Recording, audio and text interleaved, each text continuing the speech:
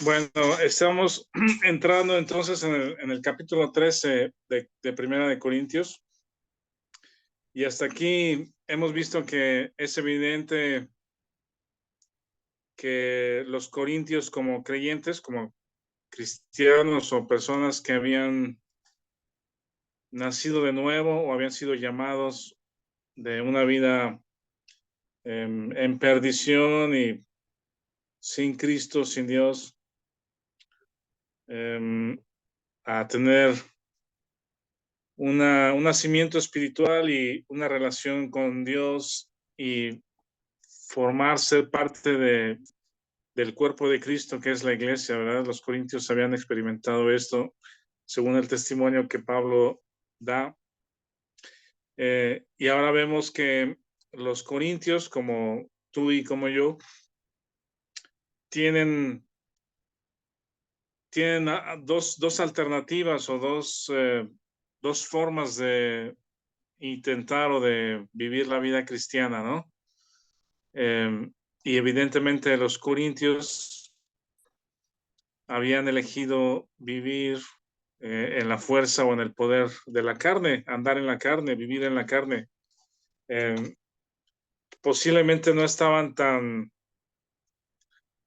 eh, no se habían dado cuenta tanto, no sé si ellos estaban un poco cegados a lo que estaba sucediendo, y por eso Pablo les escribe, sí, con amor, pero también directo y hablando verdad, para hacerles ver que lo que está sucediendo en medio de esa iglesia, en medio de esos creyentes, son obras de la carne, son consecuencias de andar en su carne, y son niños y no han crecido, y las cosas que han sucedido han causado divisiones. Esa es una de las cosas que sucede cuando andamos en la carne, que nos separa. No hay unidad, sino al contrario, hay separación. Eh, y otra cosa que sucede es de que cada quien busca lo suyo propio, ¿verdad? Lo que es de beneficio para mí, lo que a mí me gusta, lo que a mí me exalta, eso es lo que elijo hacer, eso es lo que escojo.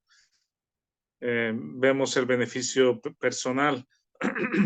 Entonces estas cosas están pasando en medio de los corintios, y obvio también el tema de la inmoralidad,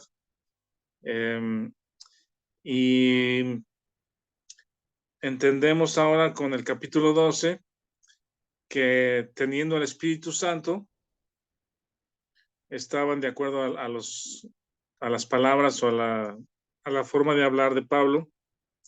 El Espíritu Santo está entristecido o está apagado, y es más evidente la carnalidad de cada uno de ellos, ¿verdad? Las obras de la carne.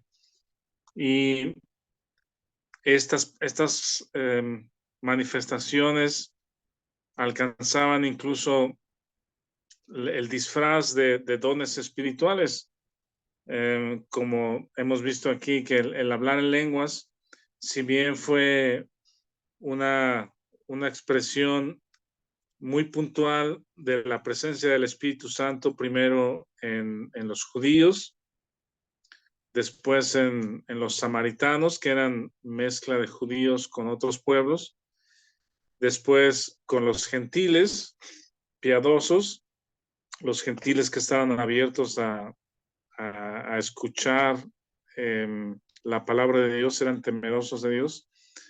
Y después, en la cuarta ocasión, en el libro de Hechos, las lenguas son evidencia para los gentiles, ¿verdad? Los gentiles que no son piadosos, o que no han sido piadosos, que no han sido cercanos, digamos, al temor de Dios. Entonces, en esos cuatro segmentos, o en esos cuatro eh, diferentes personas a las que les llegó el Evangelio, se manifestaron las lenguas como la presencia del Espíritu Santo en cada uno de ellos. Y lo que leímos el domingo de Hechos 15, Pedro dice, ustedes saben que yo hablé a los gentiles, ellos creyeron y sobre ellos llegó el Espíritu Santo, dice, igual que nosotros. Esa frase se repite de alguna manera como sorprendidos o siendo testigos que el Evangelio o la salvación a través de Jesucristo no es únicamente para los judíos, ahora se ha abierto para que los judíos, los samaritanos, los gentiles piadosos y después o temerosos de Dios y los gentiles no piadosos escuchen el Evangelio y sean traídos a la fe y a formar parte del cuerpo de Cristo, ¿no? Entonces, en el libro de Hechos vemos esas 4 manifestaciones o evidencias del Espíritu Santo en lenguas, pero después ya no hay esas manifestaciones.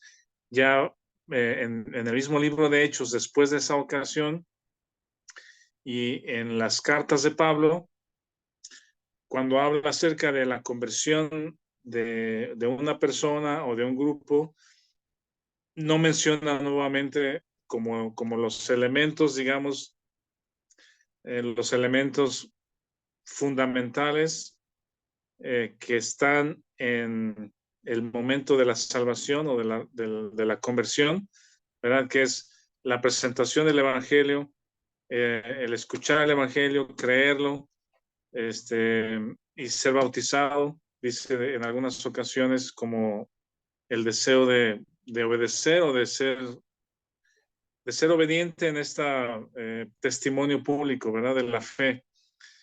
Y no se menciona el hablar en lenguas como algo, un elemento necesario, ¿verdad? Para que se manifieste el Espíritu Santo. Pablo no lo vuelve a mencionar. Entonces, cuando aquí lo menciona Pablo en Primera de Corintios, lo está relacionando con el andar en la carne. Y podemos entender entonces que los corintios o muchos de ellos o la mayoría quizá estaban buscando esa manifestación entre comillas espiritual, hablar en lenguas, pero era como una exaltación a sí mismo, a ver quién hablaba más lenguas o cuántos de los creyentes hablaban en lenguas. Sin embargo, Pablo dice, el que habla lenguas se edifica a sí mismo, lo cual, ¿cómo se llama? Es como una paradoja porque la iglesia está para edificarse mutuamente, no para edificarse personalmente, ¿no? Entonces, por andar en la carne, Pablo les hace ver que lo que está sucediendo entre ellos, que ellos llaman hablar en lenguas como manifestación del Espíritu, realmente es una exaltación del yo, es una exaltación de la carne. Y esa exaltación de la carne hacía pensar que los creyentes no necesitaban a los demás creyentes. Y Pablo les dice, no, el Espíritu Santo ha dado a este cuerpo, como a cada cuerpo que es su iglesia, dones diferentes, dones espirituales para beneficio mutuo, ¿sí? Es el beneficio mutuo. Cada don que Dios ha dado a una persona es para beneficio de otros, no es para beneficio personal, sino es para servicio y beneficio de otros. Eso es lo que hace el Espíritu Santo. Y la preocupación, en lugar de exaltarse a sí mismos, o la ocupación es entonces el cuerpo de Cristo, cuidar al cuerpo. Eso es lo que Pablo ha venido diciendo, ¿no? Y al final del capítulo 12, Pablo les dice, procuren entonces los dones mejores. Esa palabra, lo que preguntaba Marcos la semana pasada, ¿cuáles son los dones mejores? Indagué aquí que esa palabra mejores es la palabra mega. es decir, dice los dones más grandes. No sé si hay de los 7 dones motivacionales o lo que le llaman motivacionales de Romanos 12. No sé si de entre esos 7 hay alguno que sea mejor que otro. No tengo claro eso, si hay alguno que sea mejor, porque todos son necesarios. Pero de entre la lista de Corintios 12, ¿verdad? Que habla de sabiduría, palabra de ciencia, eh, dones de sanidades, milagros, profecía, discernimiento de espíritus, géneros de lenguas, interpretación de lenguas. De ahí, de esa segunda lista de Corintios 12, yo creo que sí se pueden desprender los más grandes, los dones más grandes, que finalmente son los que son de beneficio para otros, ¿sí? El Espíritu Santo usa los dones para beneficio de otros. Entonces, esos que son de beneficio, donde no se exalta al yo, son los dones mejores, los dones más grandes, porque son de beneficio para otros. Y la siguiente frase con la que termina el capítulo 12 dice: yo les muestro un camino aún más excelente, ¿sí? Un camino aún más excelente que los dones, ¿verdad? Están apuntando hacia el capítulo 12, que es el ágape. El capítulo 13 quiere decir la última línea del capítulo 12, un camino más excelente, apunta hacia el capítulo 13 de Primera de Corintios, que es el ágape, es el amor. ¿Hasta aquí algún comentario o duda? ¿Alguna pregunta o comentario hasta aquí?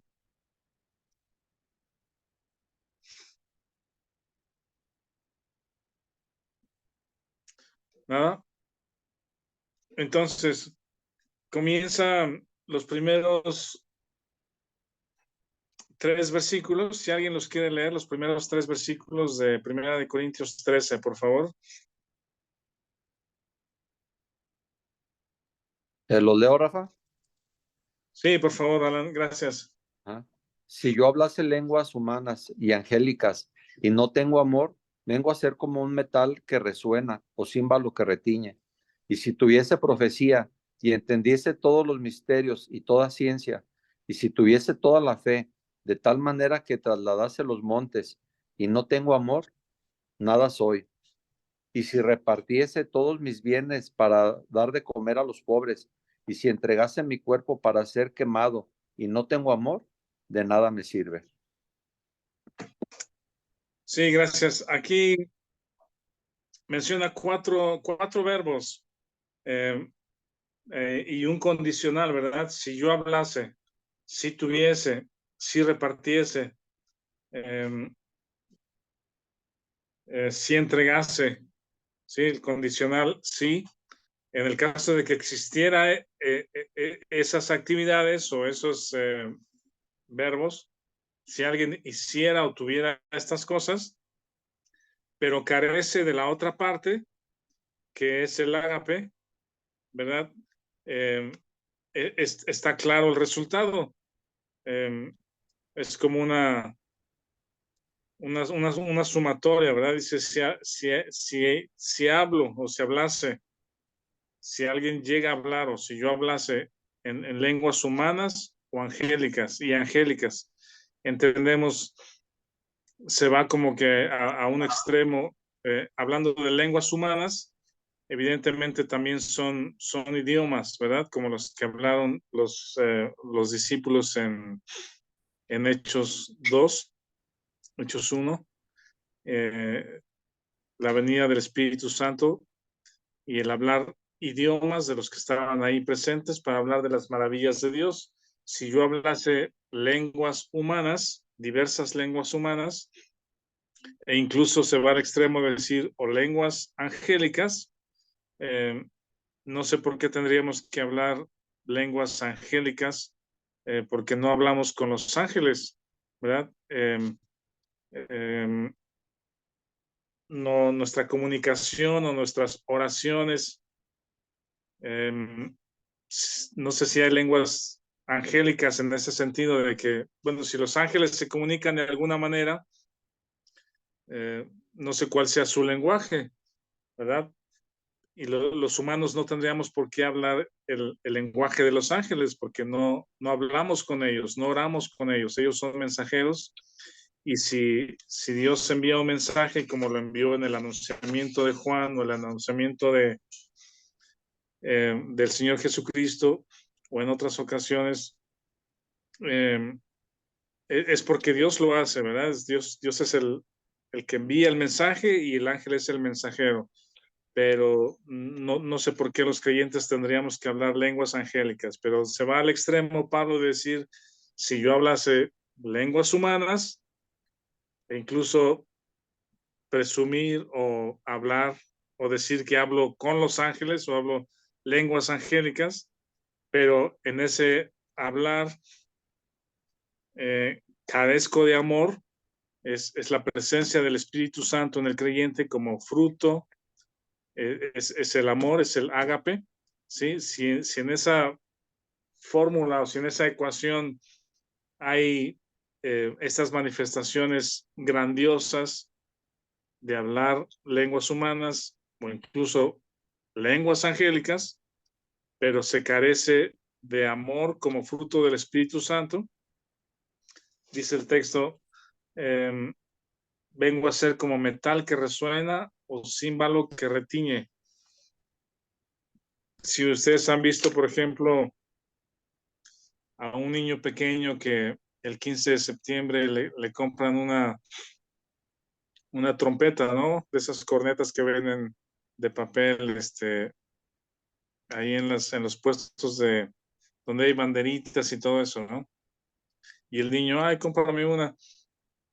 Y se la compramos, y está jugando pues con la trompetita, está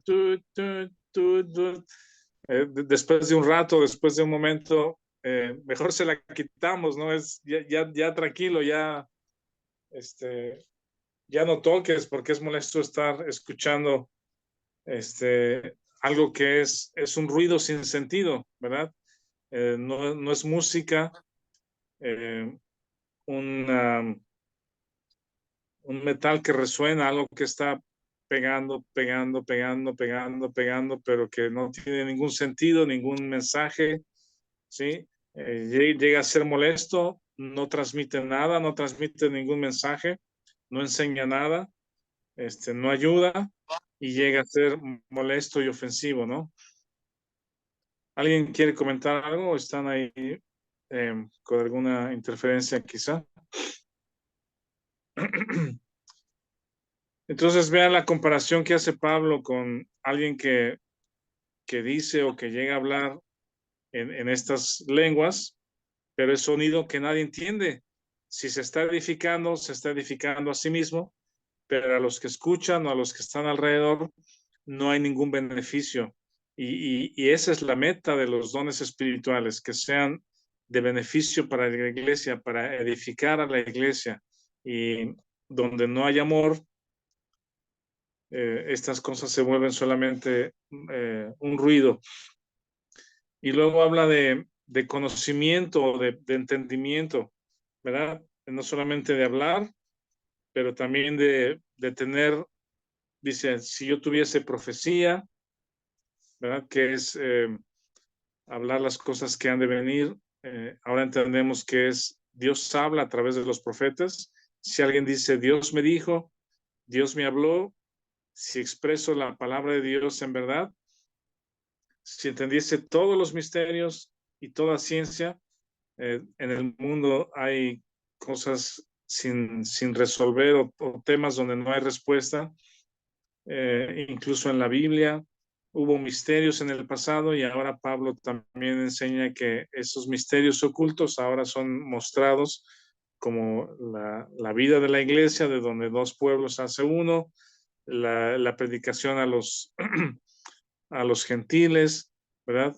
Eh, dice misterios y toda ciencia o conocimiento si tuviese incluso, vean esto, toda la fe, de tal manera que trasladase a los montes. Esto es sobresaliente porque eh, son, esta frase es tomada de los evangelios, ¿verdad? Del Señor mismo Jesús, que dice que si tuviese fe como un grano de mostaza, le dirías a este monte o a este árbol, vete al fondo del mar. La fe es lo único que agrada a Dios. Entonces vean cómo Pablo se va como que a un extremo, ¿verdad? Y dice, si tuviera profecía, entendiese misterios, tuviese ciencia y tuviese toda la fe para trasladar a los montes. Y otra vez, la ecuación no incluye amor como fruto del Espíritu Santo, el ágape de Dios para beneficio de otros. Dice, nada soy. Esto es relevante pues también. Y la conclusión que está llegando Pablo es que el hablar en lenguas y en lenguas angélicas sin amor puede ser solo ruido, es solo ruido.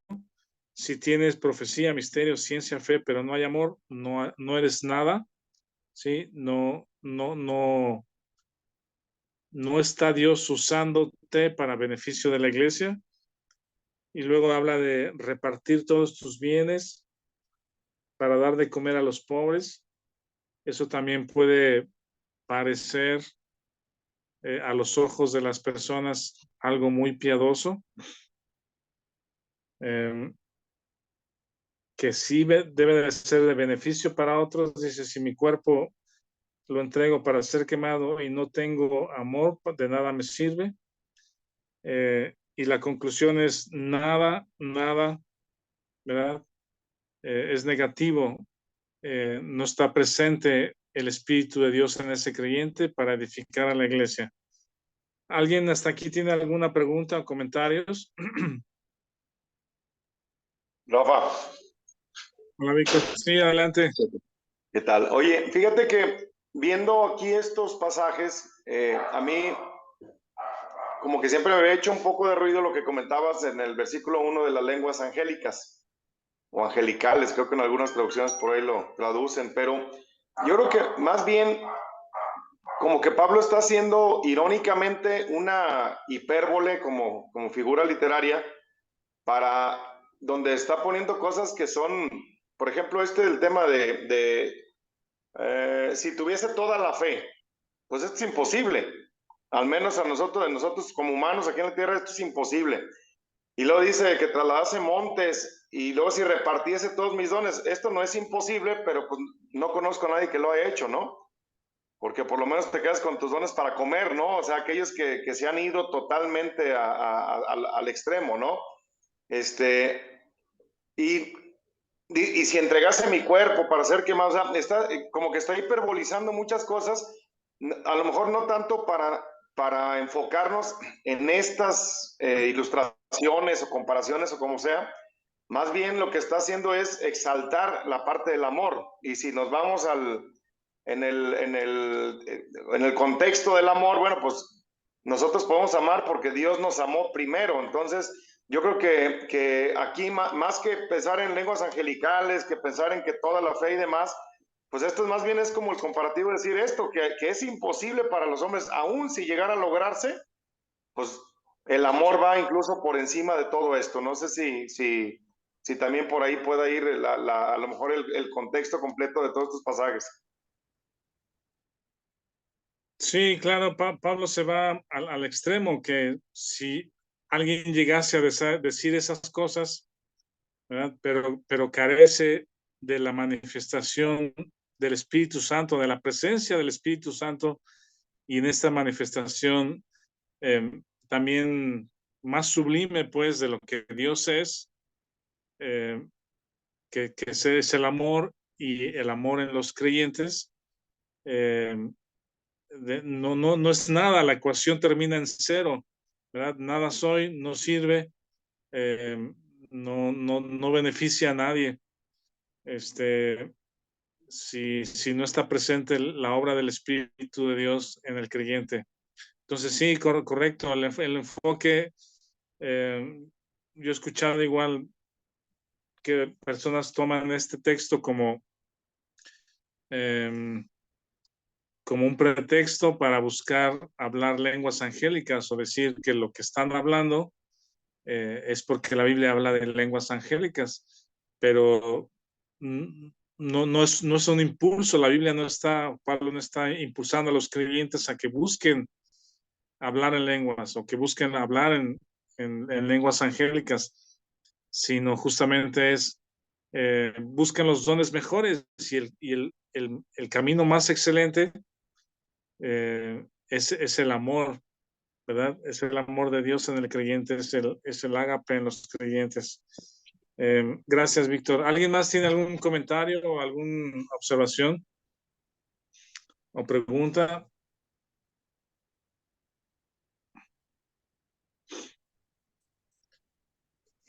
Entonces, los siguientes versículos del 4 al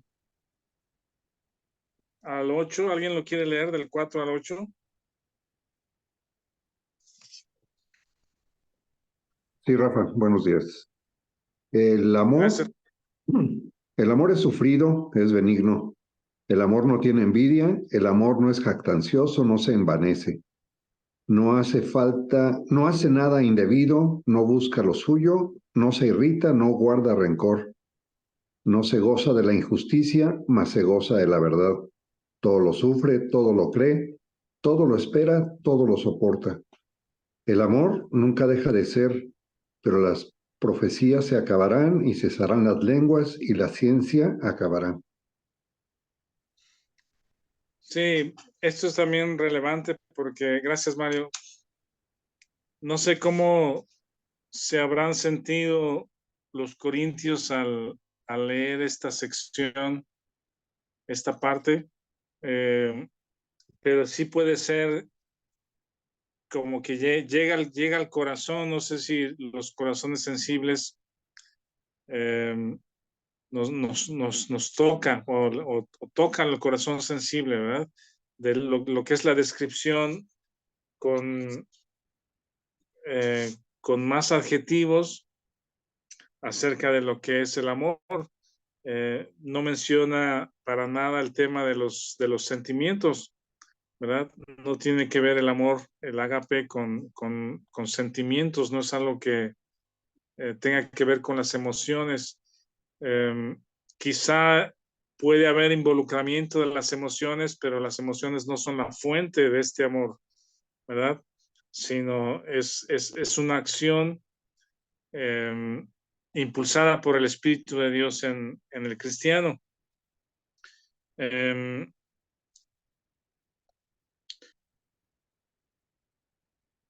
Dice, bueno, les compartí en alguna ocasión que nuestro hermano Tim McManigal alguna vez comentó que reflexionando justamente en esta sección acerca del amor, reflexionó y le tocó la palabra y llegó a la conclusión de que no era lo que él estaba manifestando hacia su esposa. Dijo, si este es el amor de Dios, si este es el amor ágape que debe de haber en el creyente, dice, en realidad entiendo entonces que no es el amor que estoy teniendo hacia mi esposa. Concluyó de alguna manera diciendo, entonces, de acuerdo a esto, no amo a mi esposa. Y obvio, no es que no la quisiera, pues es su esposa, pues, pero el amor no tiene que ver con el sentimiento o con la atracción física, ¿verdad? O con la reacción de que si esa persona me cae bien o me gustan sus ojos o me da una buena sonrisa o me hace un favor, ¿verdad? Entonces yo le respondo de la misma manera y siento algo en mi corazón. Realmente el amor sobre el que debe estar fundado el matrimonio, la familia y en medio del cual crece la iglesia es el amor de Dios ágape que tiene estas características, ¿no? Entonces, si vamos uno por uno,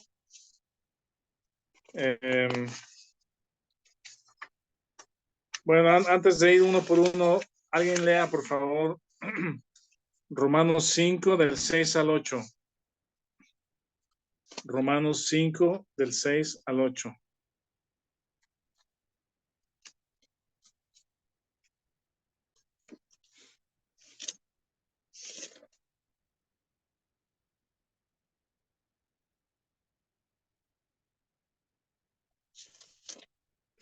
¿Alguien lo lee? Ajá, ¿lo leo, Rafa? Adelante, por favor. Dice, porque Cristo, cuando aún éramos débiles, a su tiempo murió por los impíos. Ciertamente, apenas morirá alguno, no por un justo. Con todo, pudiera ser alguno osara morir por el bueno, mas Dios muestra su amor para con nosotros en que siendo aún pecadores, Cristo murió por nosotros. Gracias. Ese es el ejemplo del amor del Señor Jesús hacia nosotros, siendo pecadores. Dice, murió por los impíos, murió por los impíos. Dice, apenas morirá alguno por un justo, que puede ser como que alguien que lo merece, ¿no? Morir o dar mi vida por alguien que lo merece. Dice, y eso quizás es escaso, ¿no? Que encontrar esa situación. Pero dice, con todo pudiera ser que alguno osara morir por el bueno, mas Dios muestra su amor para con nosotros en que siendo aún pecadores. Entonces, podemos reflexionar en nuestras relaciones con las personas, cómo es que reaccionamos cuando alguien nos ofende en el matrimonio. A veces es una estira y afloja, una lucha para ver cómo nos vengamos, ¿no? O cómo buscar el beneficio de la otra persona. Y entonces, si lo hace bien, si me beneficia, si me quiere, si me sirve, entonces yo también reacciono de la misma manera, ¿sí? Pero ¿qué tal cuando hay algún enojo, alguna ofensa, alguna falta, alguna falla, alguna omisión, ¿verdad? En ese momento reaccionamos de la misma manera, le pagamos igual o peor, ¿verdad? Y un matrimonio que opera de esa manera carece de la presencia o carece del amor de Dios, y es necesario el amor de Dios, que es superior, ¿verdad? Que incluso cuando una persona nos ofende o es omisa o se le olvida, nosotros podemos seguir amando, porque es el amor de Dios en nosotros. La fuente es una fuente interminable que no depende de la bondad o de las características o del beneficio que yo obtengo de la otra persona. Entonces, el amor bíblico es esta lista de características, ¿no? Comienza con el amor es sufrido, es paciente. Regularmente el amor, si no se responde de la misma manera, entonces hay resentimiento. La Biblia menciona que Dios es paciente, que la misericordia de Dios es grande, que es nueva cada mañana, que es lento para la ira. Entonces, esa es una buena manifestación de un corazón que está dominado, donde está presente Dios obrando en los individuos, ¿verdad? El siguiente es amable, es sufrido, es benigno, o también es amable, benigno, es bueno, ¿sí?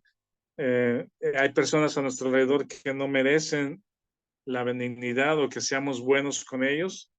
Sin embargo, al andar en el Espíritu, viene esa característica de bondad hacia las demás personas, a pesar de cómo podamos ser nosotros tratados. No tiene envidia, es el número 4. No es jactancioso. Esa palabra jactancioso es inflado, ¿verdad? Es inflarse a sí mismo, exaltarse a sí mismo. Luego viene, no se envanece, también es vano, vacío por dentro. En el espíritu seremos sensibles a las necesidades de otros. Luego no busca lo suyo.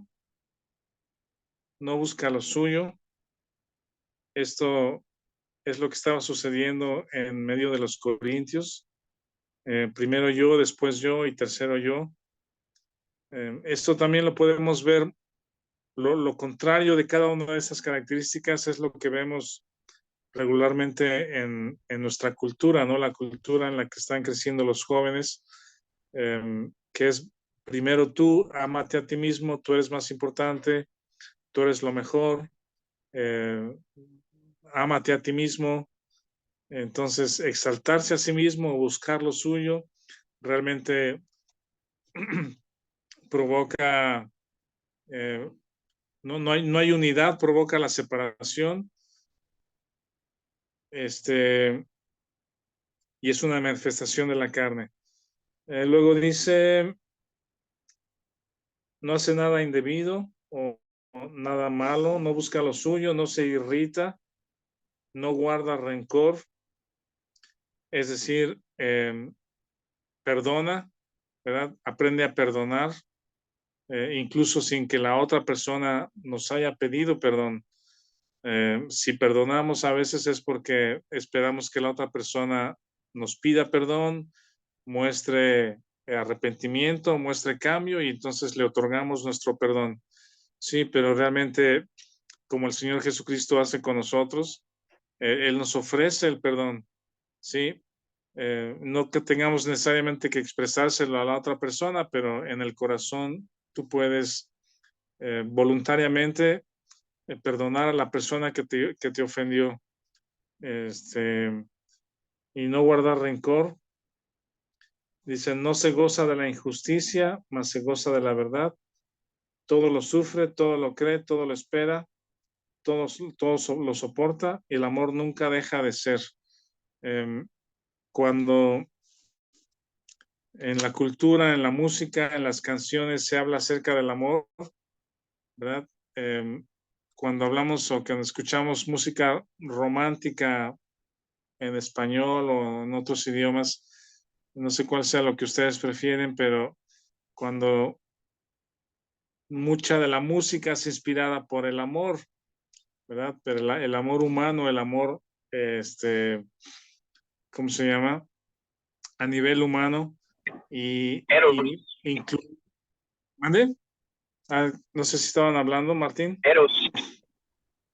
Perdón, pastor. Ajá. Sí. Eros. El amor físico, la atracción física, sí. Muchas veces es ese tipo de amor o es diferente al amor ágape y está inspirado la música en ese amor, y cuando escuchamos música de amor y desamor, realmente está llena de amargura. Hay mucha amargura, hay siempre ese, si tú me das, yo te doy, está condicionado, y por supuesto ese tipo de amor o de atracción o de amor humano se acaba, la fuente es finita, se acaba, porque depende de lo que la otra persona me pueda hacer o el beneficio que yo pueda tener.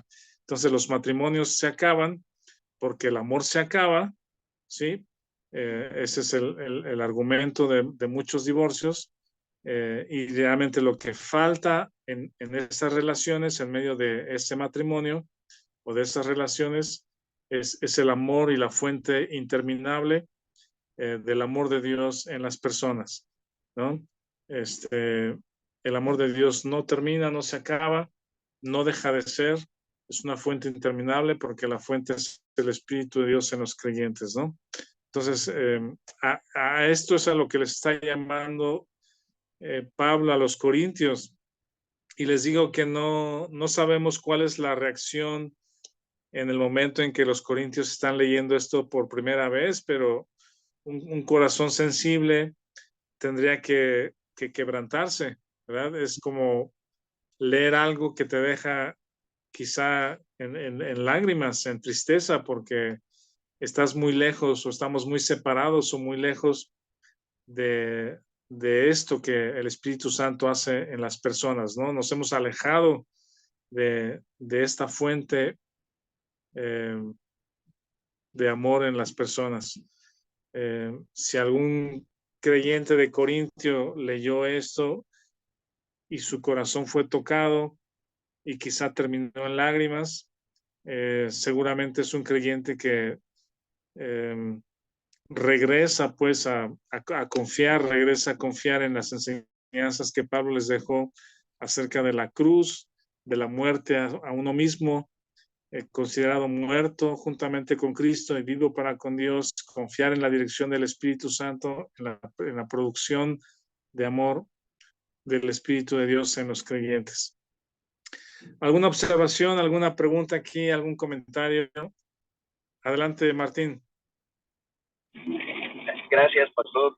Algo que vemos ahí en Primera de Corintios 13 es que dice no hace nada indebido, porque a veces me ha pasado a mí, nuestra carne es muy engañosa y a veces pensamos que amar a nuestros hermanos como Cristo nos amó a nosotros o a nuestro cónyuge es ser tolerantes, y una cosa es ser paciente y otra cosa es ser tolerante.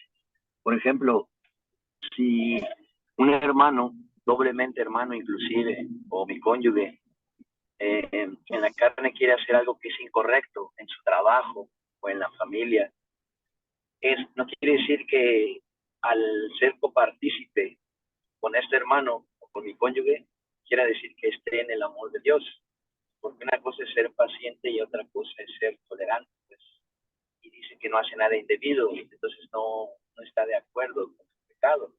Somos libres del pecado cuando nos consideramos muertos juntamente con Cristo y vivos para Dios en Cristo Jesús. Entonces, esa parte es importante diferenciar. Y en el Sermón del Monte, en Lucas 6 y en Mateo 5, si lo concatenamos con Romanos 5:5, dice, y la esperanza no avergüenza porque el amor de Dios ha sido derramado en nuestros corazones por el Espíritu Santo que nos fue dado. Esta fuente inagotable de amor que el Espíritu Santo reproduce en el creyente cuando caminamos por fe, hace que estos versículos que nuestro gran Dios y Salvador Jesucristo nos dice en el Sermón del Monte se vuelvan una realidad práctica en nuestras vidas, no nada más leyendo y asombrándonos de que nosotros en nuestras fuerzas nunca podríamos hacer algo así, y hace un contraste muy abismal entre la ley y la gracia.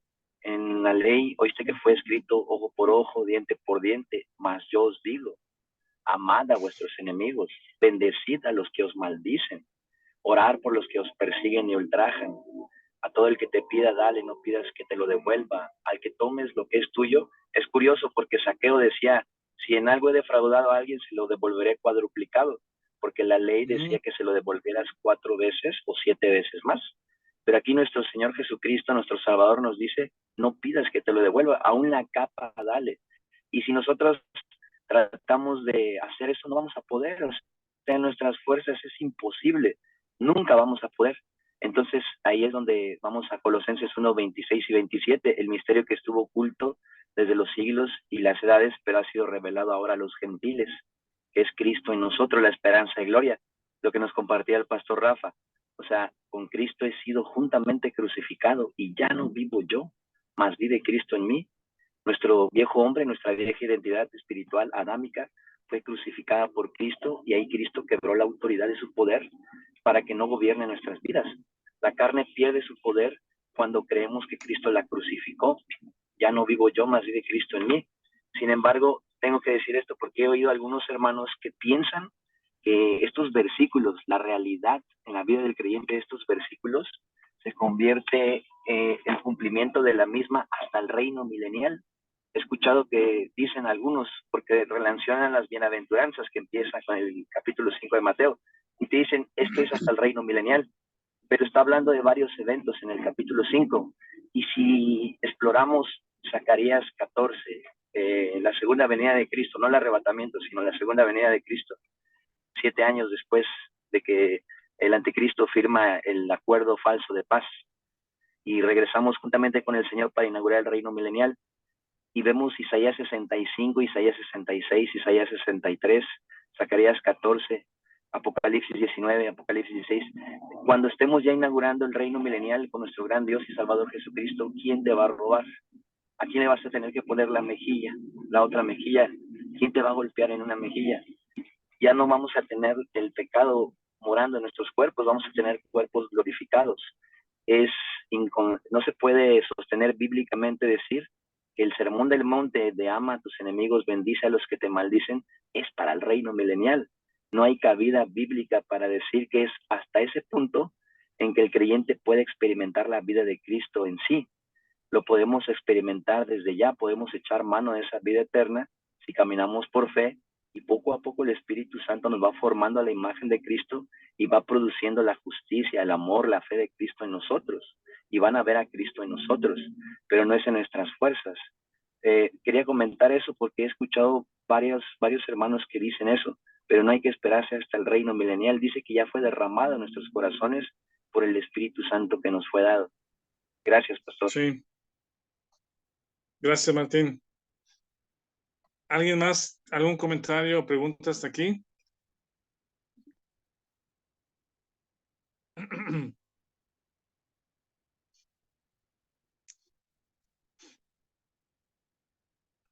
Bueno, vean esta parte que está muy interesante también del versículo 8, 9 y 10. Lo voy a leer para ir concluyendo esta mañana. Dice el 8, el amor nunca deja de ser, pero las profecías se acabarán y cesarán las lenguas y la ciencia acabará, porque en parte conocemos y en parte profetizamos. Mas cuando venga lo perfecto, entonces lo que es en parte se acabará. Aquí Pablo está hablando acerca de la predicación de la verdad o de la exposición de la verdad. Cuando el Señor Jesucristo les dijo a los discípulos que viene el Espíritu Santo, les dijo, Él les guiará a toda la verdad.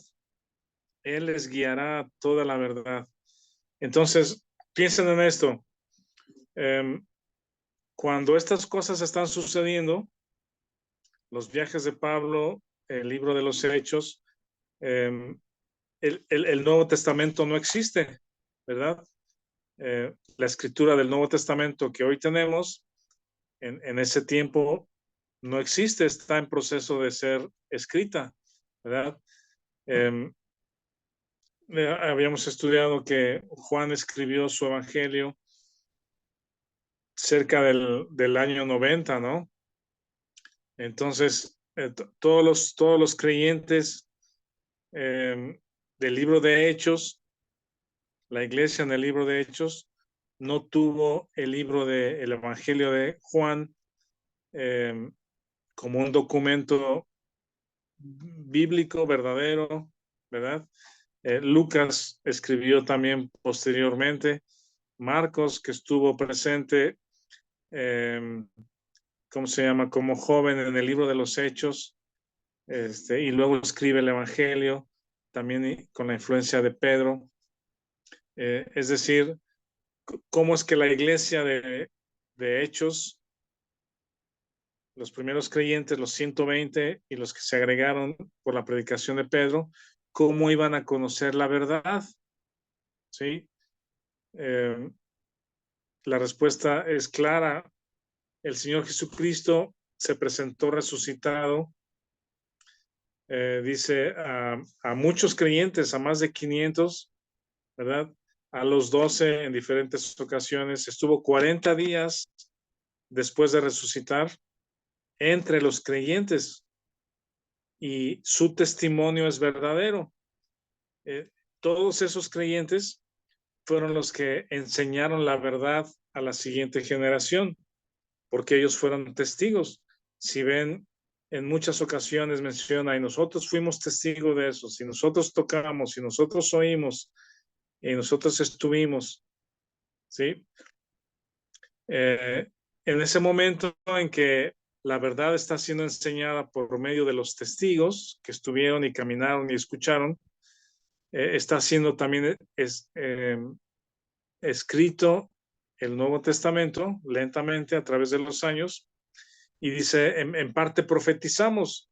En el libro de los Hechos hablamos, o sea, se habla acerca de los que profetizan. Sí, todavía Dios habla acerca de lo que está haciendo a través de visiones, ¿verdad? Le habla a Pedro en visiones. En parte conocemos, en parte profetizamos. Pero dice el texto que leímos, las profecías se acabarán, cesarán las lenguas, la ciencia acabará, porque en parte conocemos, en parte profetizamos. Mas cuando venga lo perfecto, entonces lo que es en parte se acabará. La razón por lo que la profecía o las profecías, como sucedía en el libro de los Hechos y en el Antiguo Testamento, tienen su fin, porque tenemos ahora ya el documento, el testimonio escrito, la palabra profética más segura, y no hay necesidad de profecías. Lo que no esté en este libro, Dios no lo ha dicho, ¿sí? Lo que no esté en este libro, Dios no lo ha dicho. Hay muchas publicaciones por ahí que son realmente una burla, o puede ser como que una ficción cuando dice, y Jesucristo te dice, y viene una frase bonita así respecto al futuro, que yo estaré contigo, alguna cosa inventada, pues, ¿verdad? Y no es ninguna referencia bíblica, sino simplemente un pensamiento bonito de lo que Dios te dice. Si les encuentro uno de esos, se los voy a pasar por ahí, pero si Dios no lo dijo, o si no está escrito en este libro, la profecía completa, la palabra de Dios más segura, entonces Dios no lo dijo, Jesús no lo dijo, y no es la verdad, ¿sí? Entonces ya tenemos lo perfecto. En el versículo 10 dice, más cuando venga lo perfecto, entonces lo que es en parte, lo que son profecías, lenguas, ciencia, dice, se acabará. Por esa razón, no hay necesidad de esas cosas el día de hoy. Pablo se los deja bien claro, y viene también el capítulo 14 que está más claro todavía el tema de las lenguas. Bueno, la única forma entonces en la que Dios nos revela su verdad es su palabra. Los otros medios, visiones, profecías, sueños, lenguas, ya no son necesarias el día de hoy. ¿Aquí tienen alguna observación, alguna pregunta?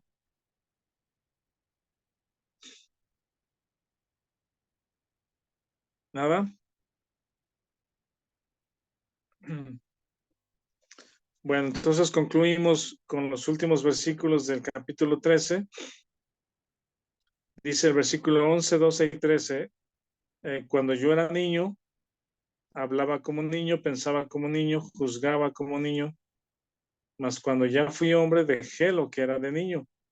Ahora vemos por espejo oscuramente, mas entonces veremos cara a cara.